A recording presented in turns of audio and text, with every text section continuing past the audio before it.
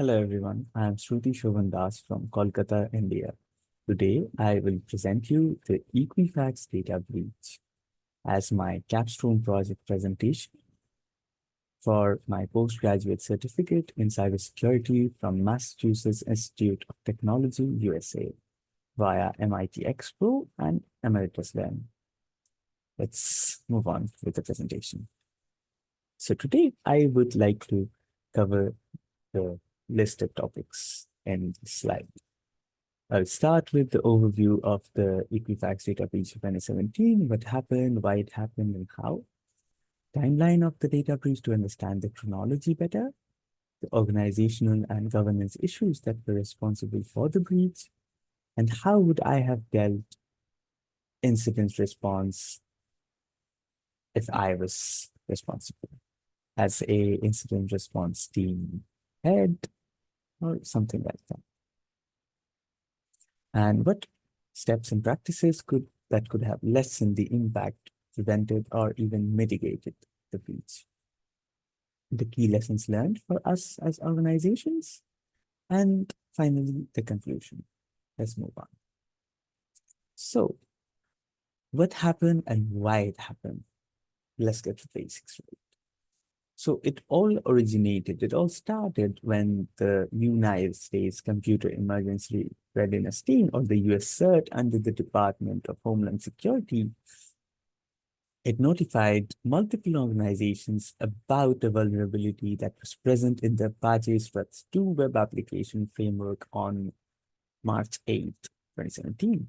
This was known as CVE 20175638. Now, what's a CVE? It refers to common vulnerabilities and exposures. And it is actually a compilation by NIST, National Institute of Standards and Technologies, that classifies the vulnerabilities that are first discovered, and listed on another compilation known as the MITRE. From there, NIST analyzes and lists it onto their national vulnerability database, or the NVD. And for each CVE, they analyze and assign a CVSS, that is a common vulnerability scoring system. And this score is directly proportional to how critical a vulnerability is. And based on these metrics, an organization could allocate their resources to patch or to prioritize what needs to be done with respect to this vulnerability as per how critical is the resource that is actually affected by this vulnerability. So if it is a critical business resource, obviously I would try to allocate more resources on priority to mitigate this, remediate this related stuff. And this vulnerability was present on this automated consumer information system of Equifax, the company in discussion today. Now, let's move on how it happened for this. But also some bonus information is that the CVSS score for this particular vulnerability, as per CVSS versions 3 and 2, were 10 and 10. They were both the same. And 1, that's the CVSS 3 version, it had a assignation label for this score as critical, whereas the CVSS 2, it was assigned the label of highly critical, like high, as the CVSS score. Let's move on. Now, how did this happen? So this is a picture of a HTTP packet that goes to the web server. So as you can see, let me take out a laser pointer. This is a post packet. That means we are sending information to the web server for it to be processed and return the response accordingly. However, you can see there are many HTTP header fields like this: host, content length, cache control, and content type, user agent, stuff like that. So what the attackers did was that they had sent an expression, a malicious expression that had the malicious intentions. And within that, they assigned a particular variable known as the CMD. And what happened was that in that particular CMD variable inside the malicious expression, they put in a malicious string that intended to do what the attackers wanted, but not was aimed to do what the organization's application was supposed to do. This was a string that was used for malicious purposes, like getting their hands on the databases that store the sensitive information. They wanted to move laterally and see what else they can extract and maybe use it to their own advantage.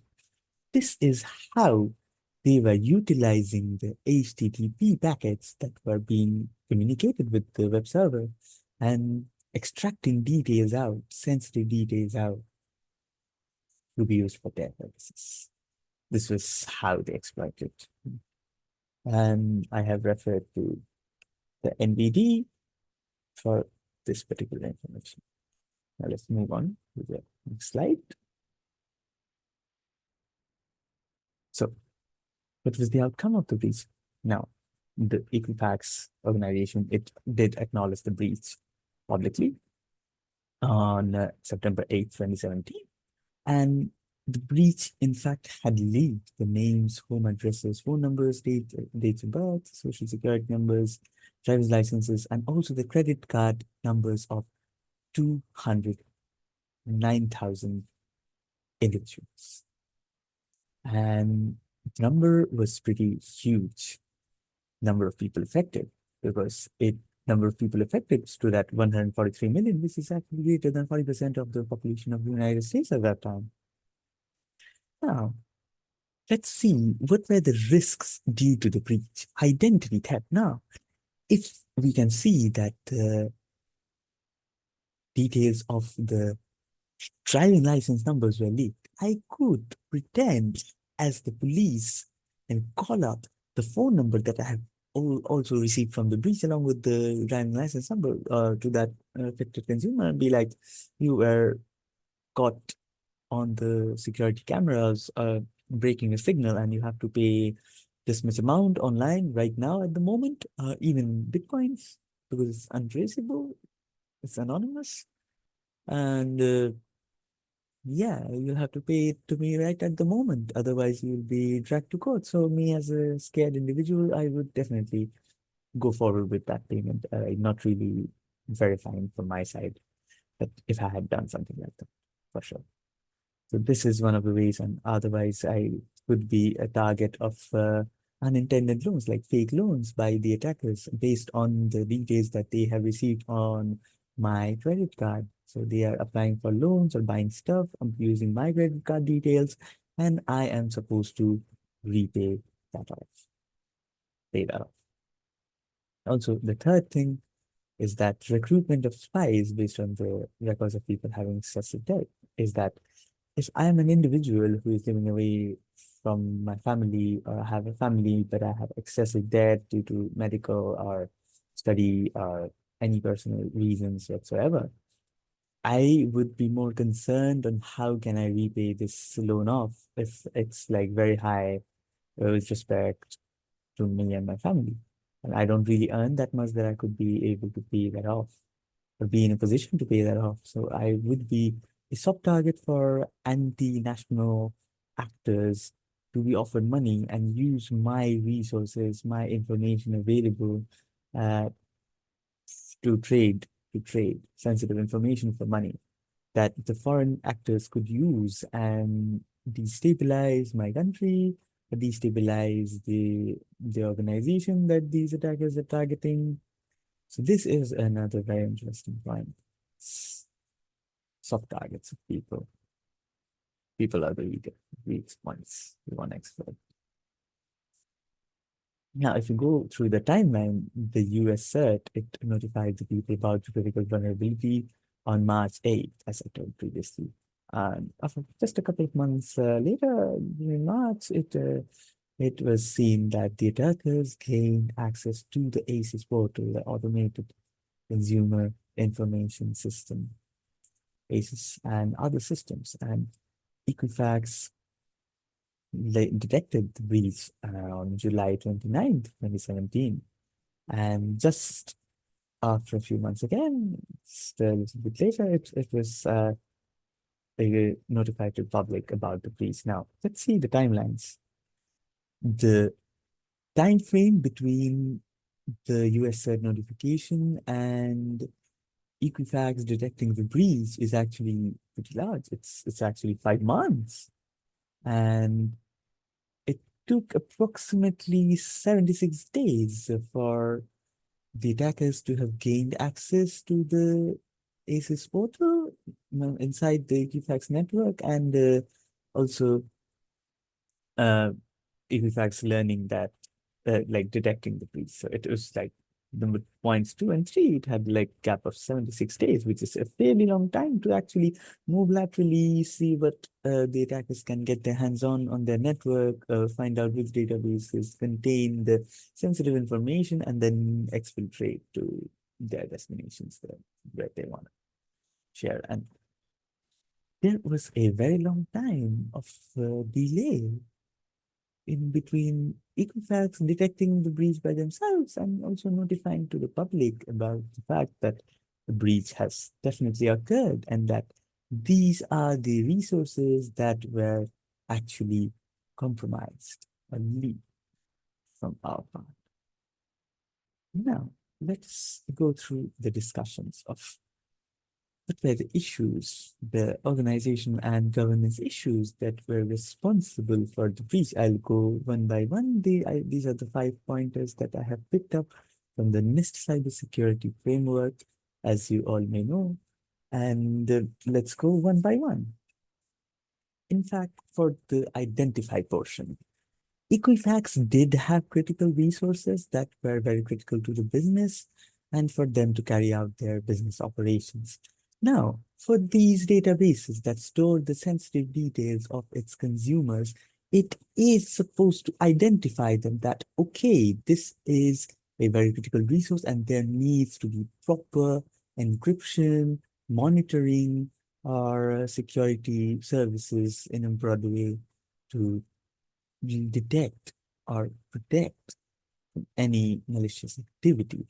We know that Equifax has failed here because there was not enough adequate protection that they did, even if they had identified that this particular database contains sensitive records or this portal is very important to us, whereby we are related to which we have a database of sensitive information. So yeah, they had failed on this. And if we go to the protect part, in what protection measures they took in order to stop such security incidents from taking place, it would be seen that they had no data leak protection tools.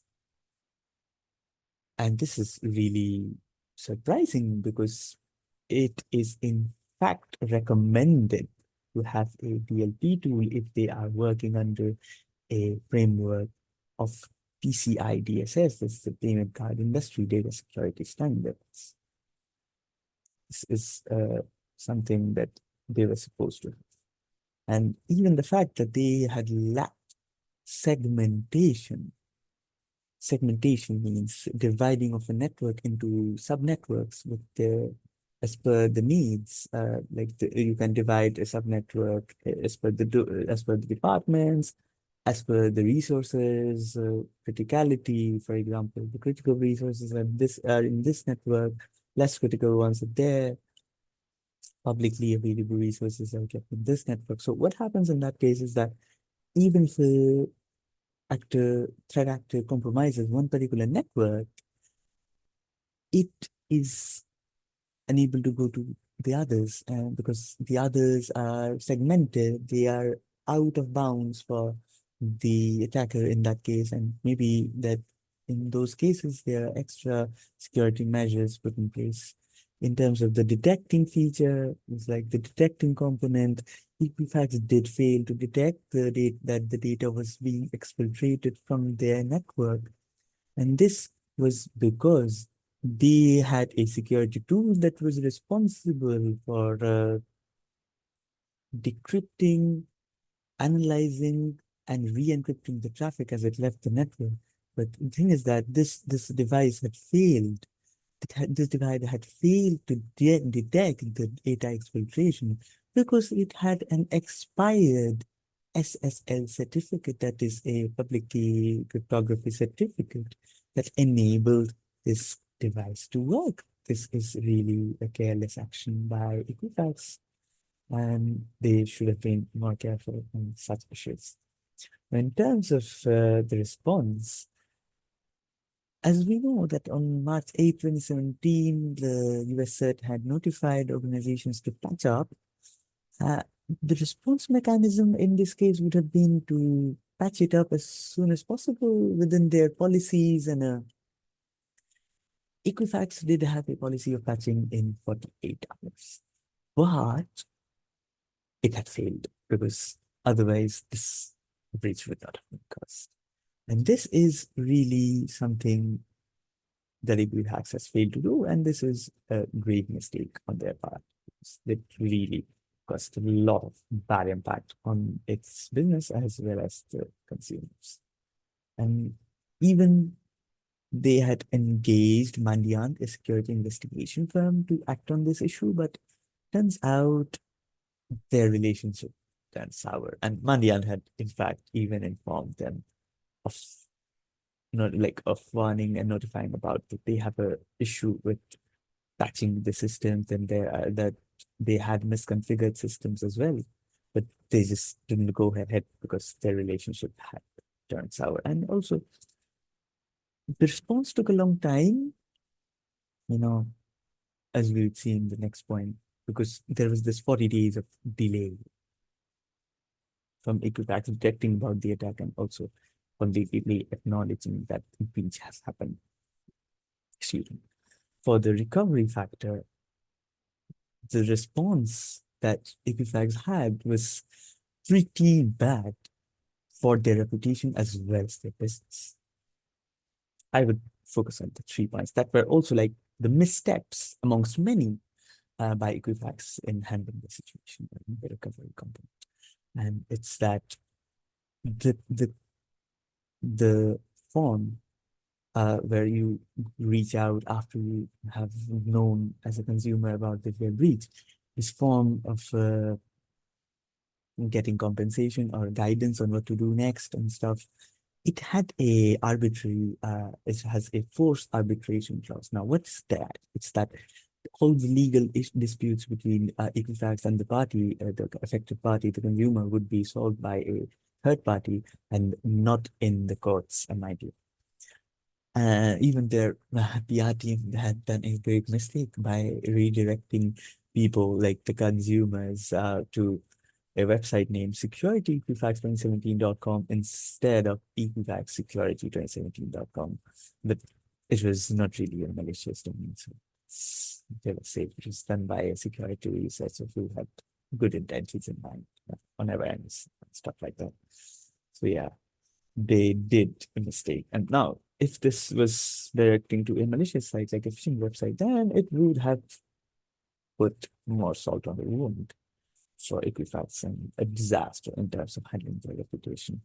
And that the final fact was that there was no answer on where the data was shared or being used even after 19 months from September 8, 2017.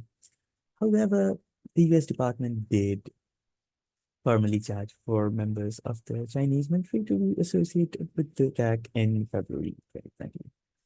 Now, how would I have dealt with if I was in charge of the incident response? Uh, so first, we'll be developing and implementing a comprehensive incident response plan. Now, this is actually a requirement for many, like a recommendation for many compliance frameworks, be it HIPAA, That is the Health Insurance Portability and Accountability Act, be it the GDPR, the General Data Protection Regulation for the EU, and also payment card industry data security standards, it is the PCI DSS. Now, what does a comprehensive incident response plan do? It specifies the lines of communication, the clear lines of communication on who should reach out to who, what should be the priority, like what should be the lineup of communication, on who would be getting, on from whom would I be getting information or orders, instructions from, in case a security incident happens, like a data breach. We have a communication channel, we have guidance on what is to be done that covers a broad array of security incidents, like what is to be done, steps, just to prevent that ambiguity uh, that would be caused in such a crisis moment. So there should be clear-cut clarity on what is to be done, no ambiguity, no confusion on what is to be done, who am I supposed to be, who is in charge at the moment, and how would I handle the reputation as in a way that it does not affect my company in terms of business, because ultimately that's what matters. Now, there was a discrepancy between the policy requirements and the procedures for patch management. Is that Equifax had a policy of patching up within 48 hours. However, the third party that was responsible for the ACES portal had a policy of patch management within 6 months. Now, for these two cases, this is a hell and heaven difference. How could that be addressed swiftly if such a vulnerability, critical vulnerability, is disclosed, notified by the US search? How would the system be patched at such a discrepancy moment? Like one party saying that we have a policy of 48 hours of patching, one party saying that we have a 6 month policy of patching, we'll get it done within 6 months. But this is a critical issue.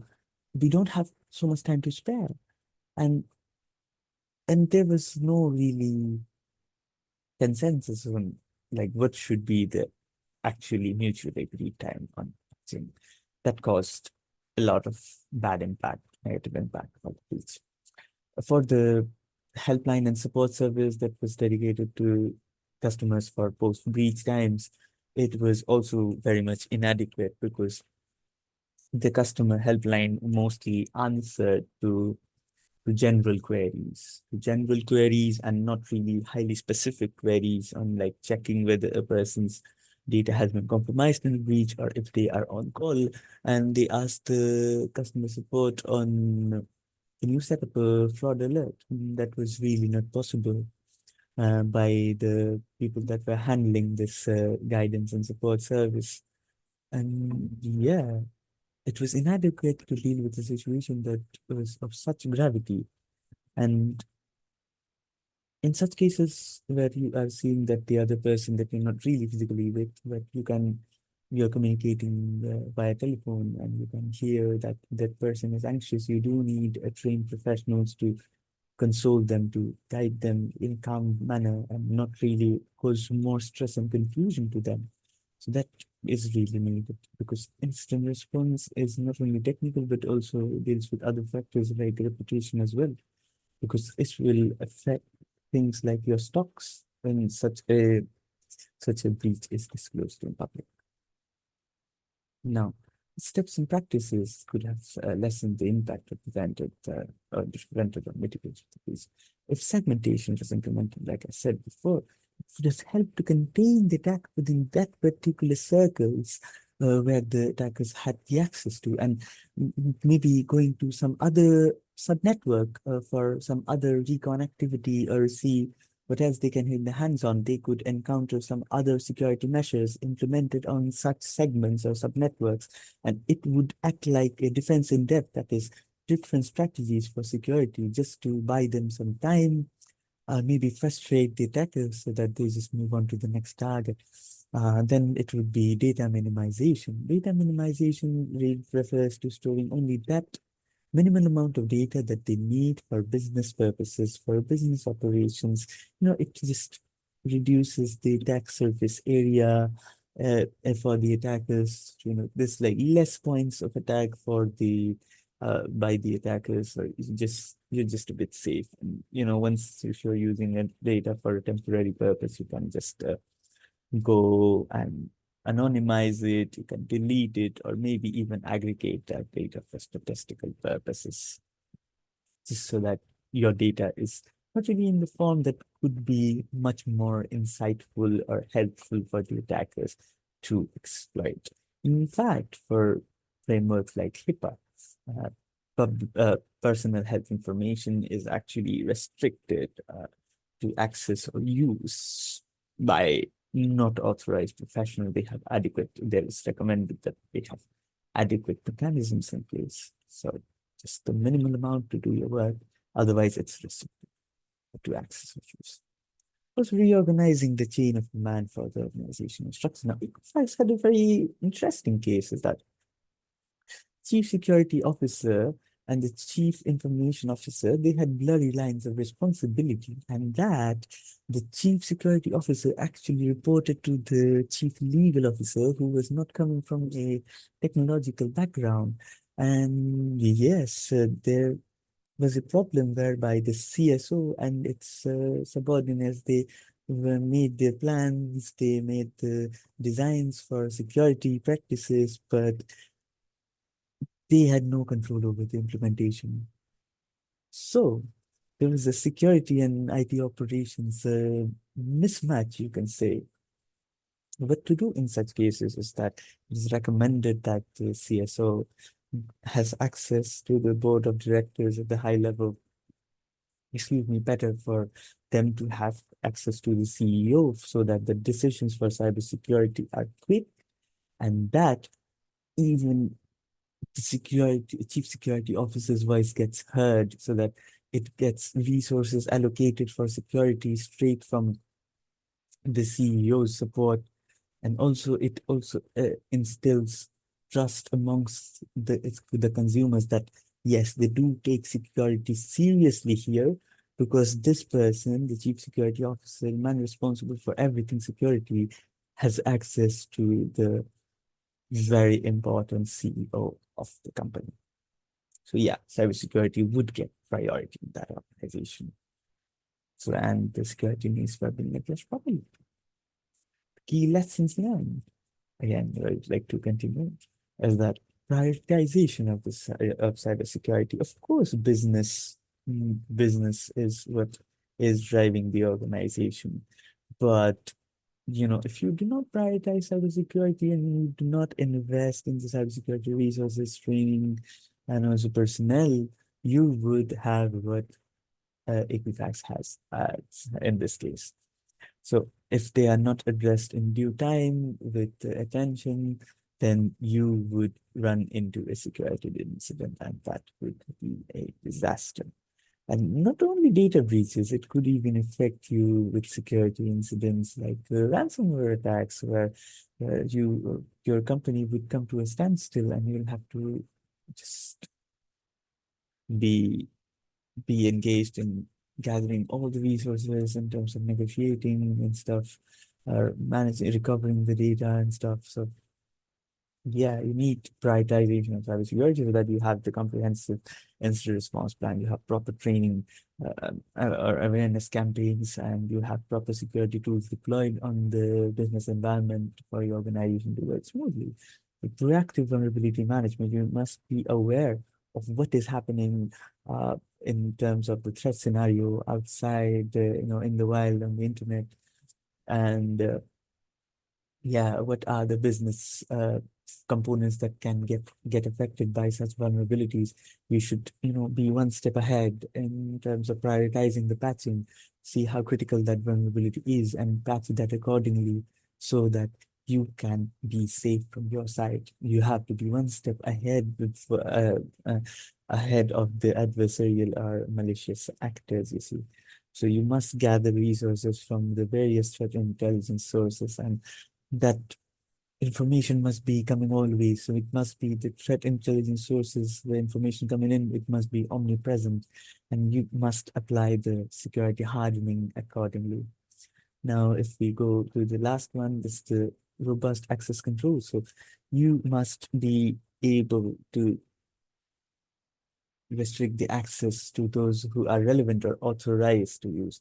Now, you can do this by many ways. You could be doing proper segmentation of resources, the networks and stuff, so that only these databases are like sensitive databases in this particular network, or this department has information of all its resources in this particular network, something like that. And also, you can give the access to resources based on attributes, based on policies, based on roles. Like an administrator should have access to these resources.